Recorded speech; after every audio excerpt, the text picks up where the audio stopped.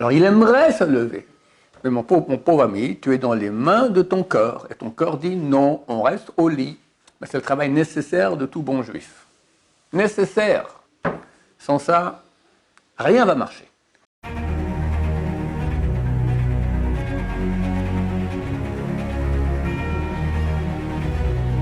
Ce jour est dédié pour la Refoua Shlema de Yosef Ben Victoria Be'ezrat Hashem. La question de Yoël. Comment on différencie le Yetzer Hara ou soi-même en prenant des décisions dans la vie?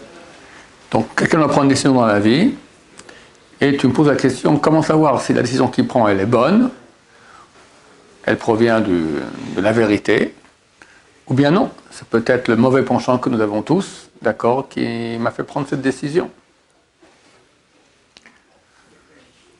Ok, alors on va aller par niveau, parce qu'il y a plusieurs niveaux. Le niveau basique, c'est le suivant. C'est que quand on a une décision à prendre, quand c'est plus que très simple, alors on commence à être confus. Parce qu'il y a des arguments comme ci, des arguments comme ça, et forcément, on ne peut pas être complètement objectif. Parce que se mêlent à notre réflexion toutes sortes de considérations qui proviennent de notre ego. Paresse. Ça, c'est un très grand argument de notre être. On décide de faire quelque chose ou pas. Ouais, bon, on va dire du Yetzer Hara Tov, le bon penchant te dit c'est juste, mais quelque chose te dit en toi, ouais, ça me fatigue. Comme les enfants. Les enfants, ils ont une phrase qu'ils répètent peut-être 100 fois par jour, un Nikoar, j'ai pas de force. Tout ce qu'ils ont envie, ils ont la force. Mais dès qu'on leur dit de faire un truc, vas-y, balaye un peu la chambre, va faire ci, ça, j'ai pas de force, d'accord? On est des grands enfants, nous on a tous ces pulsions de paresse, des pulsions de recherche d'honneur. Si je fais pas ça, peut-être j'ai le choix en deux métiers. Il y a un métier qui est très pratique. Je peux avoir mes Shabbatot, je peux avoir le temps, j'ai une bonne fréquentation, machin. Et il gagne bien aussi. Mais c'est pas un beau métier. Par exemple, moi je le conseille beaucoup, je ne sais pas comment ça se passe en France, mais en Israël par exemple, plombier. Ça gagne très bien. Tu travailles aux heures que tu veux, tu ne dois rien à personne, tu gagnes bien ta vie. Mais tu n'es pas un médecin, tu n'es pas un avocat, tu es un plombier. Et il y en a qui ne pourront pas. Ils ne pourront pas. Même s'ils vont le faire, c'est sa mère qui va l'appeler. Je n'ai pas le monde pour que tu sois plombier. Je rêvais que j'ai un fils avocat ou médecin, comme beaucoup de mères nord-africaines. Donc il y aura forcément beaucoup de sentiments qui vont argumenter aussi avec cet argument objectif. Alors, si c'était quelqu'un d'extérieur à moi, je pourrais plus facilement décider ou l'aider à décider, parce que moi, je n'ai pas les pulsions de l'ego qu'il a. Donc, je peux très bien voir qu'est-ce qui est juste, qu'est-ce qui est faux. Et quand c'est moi-même qui dois décider, ça se mêle. Et là, ça devient très difficile à décider, et très souvent, on peut faire le mauvais choix. Alors, la façon de faire, elle est très simple. Il faut prendre une feuille et mettre des arguments pour et contre. Mais on met des arguments objectifs. Ça c'est bien, ça c'est pas bien, ça c'est bien, ça c'est pas bien, c'est pas bien. Et à la fin, on fait les totaux. Et assez rapidement, on verra quelle est la bonne solution, mauvais ou bon. Et quand on verra que, par exemple, on arrive à une conclusion, voilà, c'est bien, il y a ça, oui, c'est bien, il faut faire cette chose-là. Tout de suite, on va entendre d'autres arguments qui vont commencer par oui, mais. Oui, mais. Et tous les mais qui vont être dits, ce ne sont pas des mais objectifs, parce que s'ils étaient des mais objectifs, on les aurait déjà mis dans la feuille, des arguments. Ce sont des mais subjectifs qui proviennent de mon mauvais penchant. Ça me fatigue. Qu'est-ce que les gens vont dire? J'ai pas la force pour ça. Ça ne me donne pas assez d'honneur, ou c'est honteux, toutes sortes de choses qui sont tout à fait hors circuit, c'est pas ça qui compte. Mais ça existe. Mais le fait qu'on ait mis par écrit les arguments objectifs, et qu'on a une conclusion, Au moins, je vois clairement qu'est-ce qui est juste, qu'est-ce qui est faux. Après, je n'ai pas annulé mon Yetzer Hara à cause de cela. Je l'ai défini. Lorsqu'il y a une argumentation de mon mauvais penchant qui va me dire « Ouais, mais c'est fatigant. Ouais, ça ne me dit pas, ça me saoule, etc. » D'accord? Je saurais que ça provient du Yetzer Hara. Parce que du point de vue objectif, j'ai fait l'analyse et j'ai arrivé à une conclusion. Le oui, mais, ça veut dire quoi oui, mais? Ça veut rien dire. Tu dis oui, alors c'est oui. Pourquoi tu dis un mais? S'il y a un mais intelligent, on l'aurait mis déjà, d'accord? C'est forcément un mais idiot. C'est-à-dire un mais qui provient des sentiments égaux, de l'ego. L'ego qui est la pire invention au monde, d'accord? Qui tue tout le monde. Je parle de l'ego animal. On a deux âmes. On a une âme divine et une âme animale. L'ego divin, il est fantastique. Un être humain qui veut, sa partie divine veut se rapprocher de Dieu, veut faire le bien. Il aime Dieu, il veut réussir dans la spiritualité. Ça, c'est très positif. Mais on est NAIT sans cela. Quand on naît, on va naître avec que la partie de l'ego animal. Tu vois un enfant? Il y avait un pauvre type qui s'appelait Jean-Jacques Rousseau, qui vient de ma ville natale, Genève, qui a dit que l'homme naît parfait, NAIT parfait, mais la société va le gâter, et non exactement le contraire. Que l'homme va naître entièrement mauvais. C'est qu'un morceau d'ego, un enfant. Et si on ne l'éduque pas, ben, il y en a comme ça, hélas, ils deviennent des adultes invivables. Invivables. Ils vont un peu s'écraser pour faire des doux sourires à leur fiancé, la faire tomber dans le panneau, puis après, c'est terrible. Elle va souffrir toute sa vie d'un mari qui n'est pas, c'est pas un être humain, c'est un type qui pense qu'à lui. Animal, égoïste, coléreux, méchant, cruel, mesquin, tout ce que tu veux. Toutes les bonnes qualités du monde, il les a. Ça, c'est un enfant qui n'a pas été éduqué. Alors, l'éducation, ce n'est pas simplement arrêter de mettre les doigts dans le nez et manger avec une fourchette et un couteau, c'est arriver à s'écraser. D'où d'ailleurs le grand avantage des familles orthodoxes, qui font beaucoup d'enfants. Quand il y a beaucoup d'enfants, forcément, chacun doit commencer à réduire son ego. Si tu es un enfant unique, ou vous êtes deux enfants dans une famille, ton ego, il est assez grand. Mais s'il y en a d'autres, ils prennent la place aussi. Donc tu es obligé de t'écraser. C'est une très bonne école, d'accord? Dieu a bien fait les choses. Que de façon naturelle, une famille normale, elle a 7 enfants, d'accord? C'est la moyenne à peu près de natalité dans une famille orthodoxe en Israël. C'est éducativement extrêmement positif, parce que la personne, elle peut moins développer son ego. Elle aura aussi un ego, mais moins. La famille fait pression, les enfants, les frères et sœurs, ça va, etc. Eux-mêmes, entre eux, d'accord, il y aura même des bagarres, des choses, mais si un type, il n'a pas quelqu'un qui se confronte à lui, ben, il est là, puis un beau jour, il se marie, il dit, mon cher ami, maintenant tu dois t'écraser. Mais il ne peut pas, c'est impossible. Tu vois, aujourd'hui, qu'il y a tellement de problèmes de Shombaï, c'est essentiellement dû à cela. Que les gens ont un ego tout à fait disproportionné et ne peuvent pas accepter de l'écraser. Les deux, hein. L'homme et la femme ne sont pas différents. Mais il semblerait que l'homme a quand même un ego pire que la femme. L'homme, il est dans l'ego. Tu comprends, la femme, dans sa nature, elle est plus... si elle aime son mari et tout ça, elle est plus... je ne sais pas le mot en français, mournat. Elle est plus subordonnée. Elle veut servir un mari qu'elle aime et qu'elle admire. Un homme, c'est un maître, de façon naturelle. Maintenant, si c'est un homme bien, il sera un bon maître. Ça veut dire quoi? C'est un type qui va s'écraser pour dire de sa femme. D'accord? Elle veut aller à la montagne et lui veut aller à la mer, on ira à la montagne. Il veut voir ses parents, elle veut voir ses parents à elle, on va voir ses parents à elle. Ça, c'est un bon maître. Tu comprends? Dans un couple idéal, chacun va essayer de s'écraser pour faire le désir de l'autre. C'est très beau, ça. Et ça crée d'abord un couple de bonheur. Et ne faites pas de bonheur aussi grand que cela. Il y a des gens qui ont beaucoup d'argent, qui ont beaucoup de kavod. Ils ont tout ce qu'ils veulent. Mais à la maison, avec la femme, ça ne va pas. Ils n'ont rien.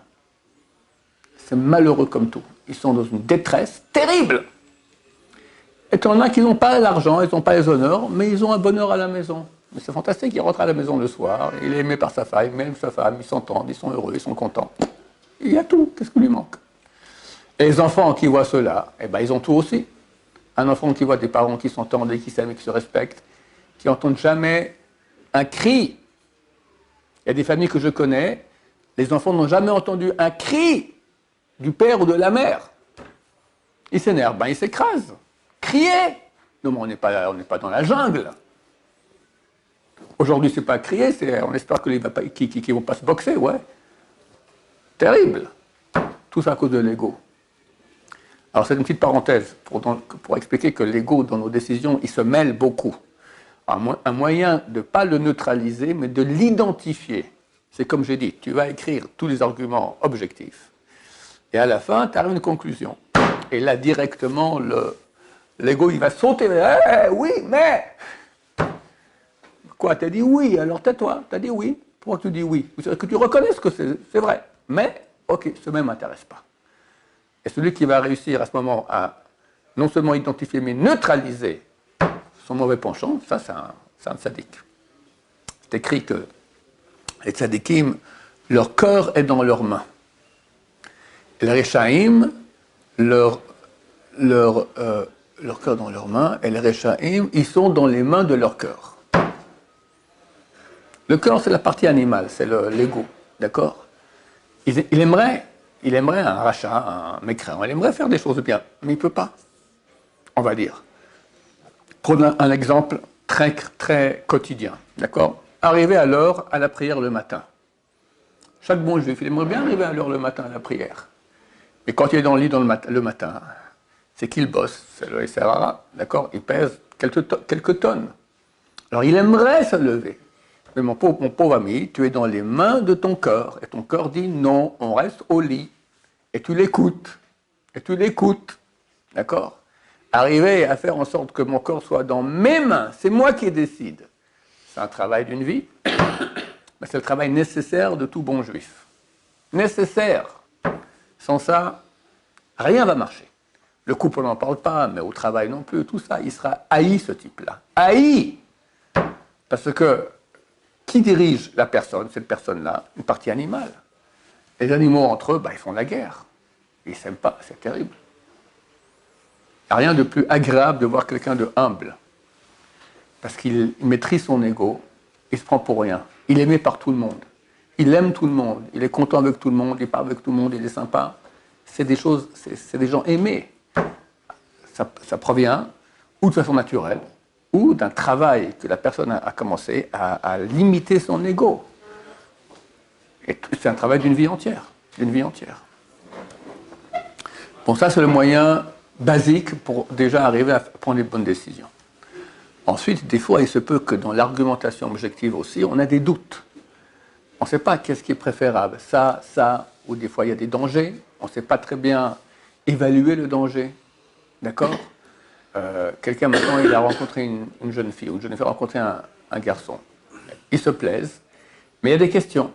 On voit un problème, comme ci, comme ça. Est-ce que c'est un problème essentiel ou tout à fait accessoire? Et quelqu'un qui n'a pas d'expérience, il peut inverser. Il a vu un truc qui ne va pas, il dit j'arrête, alors que c'est dommage que ce n'est vraiment pas une bonne raison. Et il verra un problème qui est vraiment essentiel, il dit non, ça c'est rien. Puis en fait, c'est un vrai problème très grave, tu comprends? Donc ça vaut la peine. Dans toutes les décisions où, au niveau objectif des arguments, on ne connaît pas très bien la réalité des choses, ça vaut la peine de prendre conseil chez des spécialistes, des gens qui ont l'expérience. Et ça, on appelle ça les sages d'Israël. Alors, il y a toutes sortes de niveaux. Un niveau super basique. Alors ici, nous, pour les trucs basiques à l'Yeshiva, on a de l'expérience. On peut aider des gens qui ont des questions. Mais des fois, c'est beaucoup plus calé. On va avoir des rabbins plus grands. C'est juste qu'on arrive aux grands de la génération qui, eux, sont aidés par Hachem. Les grands de la génération, j'ai mon voisin qui était très proche du Rav Chaim Kanievski. Et était par de ce fait, il était très proche aussi des petits-fils du Rav Chaim Kanievski. Alors, Chaim Kanievski, c'est ses petits-fils qui, à tour de rôle, recevaient le public pour faire rentrer chez le Rav. Et un jour, il y a un couple qui rentre, pose une question, le Rav répond. Quelques jours plus tard, un autre couple rentre, pose la même question, et le Rav répond exactement le contraire. Alors, le petit-fils, on avait le grand-papa, je ne comprends pas. L'autre jour, il y avait un couple, il pose la question, tu as répondu comme si, là, tu as exactement le contraire. Alors, le Rav, il a dit, je te répète, mon fils, les paroles que Dieu me met dans la bouche, c'est ce que je dis. Voilà, quand on va chez les grands de Torah, là c'est déjà le bon Dieu qui répond. Et là on sait sans aucun doute que c'est une bonne décision, où est la bonne décision à prendre. Voilà. Des questions à ce sujet? Bon, que Dieu nous aide à prendre des bonnes décisions dans la vie, oui. Pourquoi on dit qu'il y a une âme animale et pas l'âme et le corps Pourquoi est-ce qu'on dit qu'il y a une âme animale et une âme divine? Quand je parle de l'âme animale, je parle de la partie spirituelle qui gère le corps. Quelqu'un, il a faim, la jalousie, la colère, la recherche de je suis quelqu'un que tout le monde voit que je sais, je suis, d'accord? C'est pas quelque chose de physique, tu ne veux pas quantifier ça avec une balance, d'accord? C'est des choses qui sont du domaine spirituel, mais c'est la partie la plus basse de notre spiritualité, c'est la gestion corporelle. Je ne peux pas dire que quelqu'un il est orgueilleux, tu peux donner une quantité, quantifier ça, on ne peut pas. Quelqu'un il a faim, quelqu'un il est nerveux, d'accord? On ne peut pas quantifier ça. Donc ce n'est pas des choses physiques, mais c'est la gestion spirituelle du physique. Voilà, ça on appelle ça l'âme animale. L'âme spirituelle, c'est l'âme divine, d'accord? C'est celle qui nous pousse à se poser des questions existentielles. Pourquoi je vis? Quel est le vrai but de ma vie? Le désir de ne pas vouloir rater sa vie. Tu as beaucoup de gens, quand on leur parle des raisons essentielles de la vie, pourquoi tu vis, ils disent, oh là là, tu me saoules. Je n'ai pas la réponse à la question, laisse-moi vivre. D'accord? C'est-à-dire, laisse-moi crever. Pourquoi? Parce que toute sa vie tourne autour de ses pulsions physiques, et plus il a soumis ses pulsions physiques, plus il sent qu'il réussit sa vie, d'accord? Comme un chien. Il n'y a pas beaucoup de différence, d'accord? Qu'aime un chien? Il aime les chiennes, il aime manger, il aime dormir, et fait un peu la guerre avec celui qui l'embête. D'accord? C'est ça un être humain qui n'a pas travaillé son âme animale pour devenir à l'image de Dieu. Il aime les filles, il aime manger, il aime dormir, et il aime la concurrence avec les autres, d'accord, se bagarrer même s'il faut. Voilà, à peu près ça. Mais tu n'es pas un chien, tu es un être humain, mon cher ami. Alors qu'est-ce qui te différencie du chien? Et je dis très souvent beaucoup plus que cela. La preuve qu'on n'est pas des chiens, c'est quoi? Parce que non, moi je suis un chien performant. D'accord, le chien il mange des nonos, moi je vais manger chez Maxime. Je ne sais pas, de mon temps il y avait un grand restaurant qui s'appelait Maxime, je ne sais pas si ça existe encore. D'accord? Quelle est la preuve qu'on n'est pas des chiens? Si on fait une étude sociologique sur le bonheur des chiens, tu verras que l'hypermajorité des chiens sont bien plus heureux que les êtres humains. Sans aucun doute. Alors tu es un chien raté. Ou bien non, peut-être tu n'as pas compris, tu n'es pas un chien. Tu as un chien. Chacun de nous, il a un chien méchant, terrible, un ego de chien terrible. Mais tu es un être humain, tu n'es pas, tu as. Il faut le maîtriser. Il faut le maîtriser. Il faut le travailler. Il ne faut pas laisser être le boss. C'est nous le boss. Mais il ne veut pas. Au début, c'est un rodéo. Hein. C'est comme un cheval sauvage. Tu le mets dessus, il t'en va balader de tous les côtés. Il faudrait qu'il y ait les yeshivas. Les yeshivas, c'est un endroit où on fait de l'élevage. Pour essayer de faire des gens bien. Et c'est là, c'est pas toujours qu'on arrive. Voilà. Tellement de gens ont fait des yeshivas, tout ça, puis après ils se marient, et c'est des vrais, des monstres de l'ego, L'ego, c'est un monstre, c'est terrible. Regarde autour de toi, tu verras. La majorité des couples, c'est des malheurs terribles. Il semblerait. Je n'ai pas fait une étude statistique, mais en tout cas, ce que j'entends, et évidemment, ça arrive chez nous, ce genre de problème. Mais qu'est-ce qu'on entend? Mais des trucs terribles. Monde orthodoxe, moi, hein. Mais aussi, bien sûr. C'est pas parce que tu es orthodoxe que tu es devenu un grand sadique. Je vais dire quelque chose de plus. Dans le monde non orthodoxe, ça n'existe même plus les couples. Pourquoi se marier avec quelqu'un et puis souffrir, d'accord? Je m'éclate un peu avec elle, et puis après, avec elle. Ça ne demande rien comme travail d'ego, parce que si ça ne me plaît pas, je quitte. Donc c'est encore plus permettre à la partie animale de faire tout ce qu'elle veut. Le couple, à la base, la raison pour laquelle Dieu a créé le couple, c'est pour cela. On va finir avec cela, dont on apprend que le premier homme, lorsqu'il a été créé, il a été créé homme-femme. Zachar benekava bara otam. Mâle et femelle, il les a créés. Il a créé un être humain qui avait les deux en lui.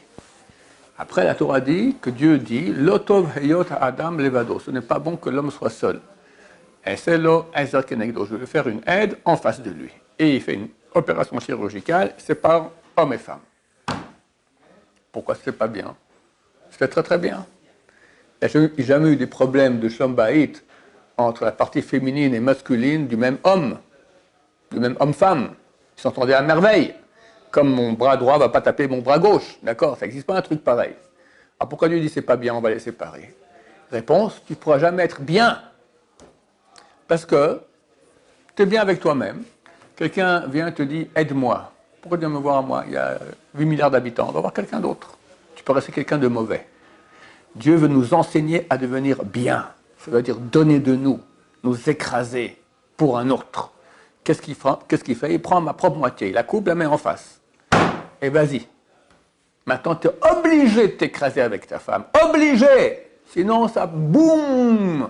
Quand tu es avec ta femme, c'est le réciproque aussi, la femme avec l'homme. Sinon, ça fait un boom supersonique. Donc, la raison même du mariage, c'est pour que l'homme apprenne à s'écraser. Je remets ça dans tous les mariages. Bienvenue à l'école d'écrasement. D'accord, que les gens comprennent pourquoi ils se marient. Alors Dieu a fait qu'on s'aime bien, on est attirés, machin. Ouais, ben c'est le cinéma. On leur fait sa mère, on danse pour eux, pour les pauvres, pour camoufler un peu qu'est-ce qui les attend. Si ma fille m'a raconté, ma fille aînée, que j'avais averti, attention, et faire attention. Quelques mois après le mariage, elle m'a dit, papa, tu m'as fait un tableau tout noir. Baruch Hashem, c'est un tableau tout rose. Alors celui qui s'attend à un tableau tout noir, il va se travailler, il se prépare, il sait qu'il faut s'écraser, ça devient tout rose. Celui qui attend tout rose et c'est pas préparé, ça devient tout noir. Shem Yishmor. Voilà, que Dieu nous aide à travailler notre ego, être des bons juifs. Baruch Adonai, l'olam, amen va amen.